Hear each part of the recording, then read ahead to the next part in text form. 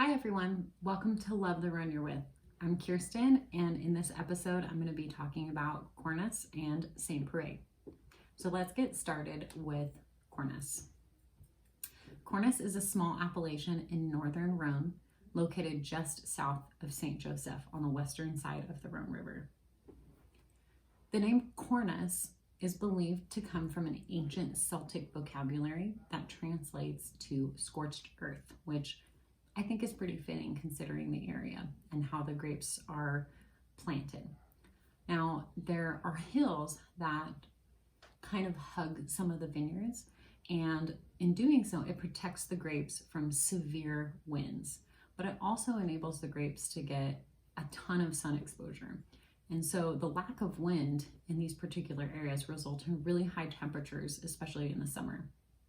Now in Cornas, they're only allowed to make red wine from Syrah. So no white wine is made here or used to blend with the Syrah.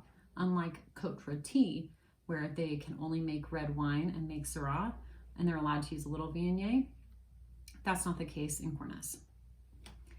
It is said that the best wines in Cornas are made from grapes that are grown on really steep hillsides, and they must be tilled by hand.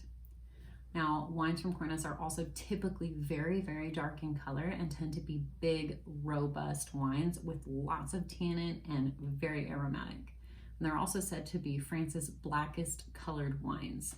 And I've definitely found this to be true from most of the Cornas wines that I've personally tried. They've been extremely dark in color and have kind of an inky characteristic to them. Now, the soil in Cornas is mostly granite, but it also has some limestone and clay. However, as you get closer to Saint Péray, the soil profile changes and becomes a little bit more sandy. It's believed that vineyards in Cornas are among the oldest ones in France, as references to wine go back as long as 2,000 years ago, which is pretty incredible. So let's talk about Saint Péray. Now, Saint Péray sits south of Cornas and is also on the western bank of the Rhône River. Here, they only make white wine from Marsanne and Roussanne, and they make both still and sparkling wines that are meant to be enjoyed within the first 4 years of being made. Credit goes to monks of the 10th century for starting vineyards on these steep slopes in Saint Péray. Now, wines from this area tend to be pretty low in acidity and a bit heavy on the palate compared to other Marsanne-Roussanne blends. I have 4 wines here. 3 are from Cornas, all Syrahs of course, and 1 is from Saint Péray, which is a Marsanne-Roussanne blend, and it is a still wine, and I'm excited to share my tasting notes with you. So grab a glass and let's get tasting.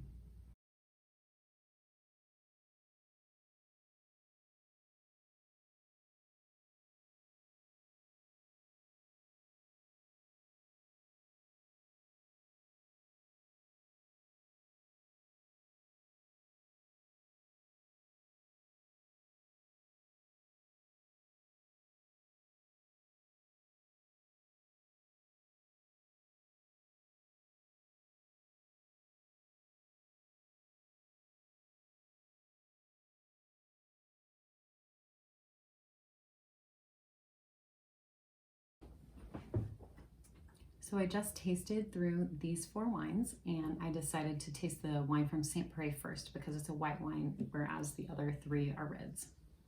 So for this wine, it is an 80% Marsanne, 20% Roussanne blend.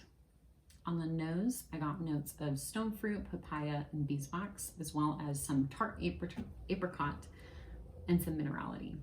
There was a hint of creaminess to it as well that makes me think it could have been stirred on the lees, but not quite sure.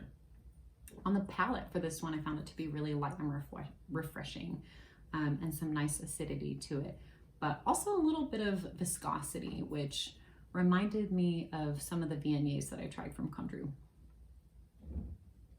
First wine from Cornas, so these are all Syrahs over here, is this guy, and on the nose, I got a lot of minerality, wet forest, mushrooms, that earthiness, notes like that, but I also got dark berries like blackberries and blackcurrant. On the palate for this one, I tasted this butteriness, which leads me to believe maybe some new oak on there. It was herbaceous, light and acidic, and in fact it was so light in color that it made it interesting because most wines from Cornas have this really, really deep purple color, and this one was just a little bit lighter. Second wine from Cornas is this one, and very different from the first wine from this guy right here. Aromas of soy sauce, like a sweet and saltiness going on with it. Raspberries, caramel, thyme, white pepper, as well as some minerality. And I found this wine to be incredibly well balanced. Very bright acidity and a lot of tannins. Tasted some tart cherries, notes of cedar, some chewy, it just had this like chewy quality to it. Left my mouth just salivating. It's absolutely delicious wine. Last but not least, wine number 4. On the nose, I got notes of cedar. Smells kind of like I was walking through a forest or going on a hike where there were a lot of trees, but I also got some salty, briny quality with some pepper and black tea, and that old world funky notes on the nose, like that earthiness that old world wines deliver. On the palate, I found some tart cherries, plum, and acid, more acid than tannin on this guy, which makes me think it could potentially be laid down for quite some time and be just fabulous in a few years. And all in all, I think this was a really nice tasting, not just for Cornas, but also for Saint Péray. And I'm so thankful I was able to find a bottle of still white wine from Saint Péray. I was not able to find the bubbles from Saint Péray, but that's okay. I thought this was absolutely fantastic. And I had a great time tasting. So hopefully you'll join me the next time, and cheers.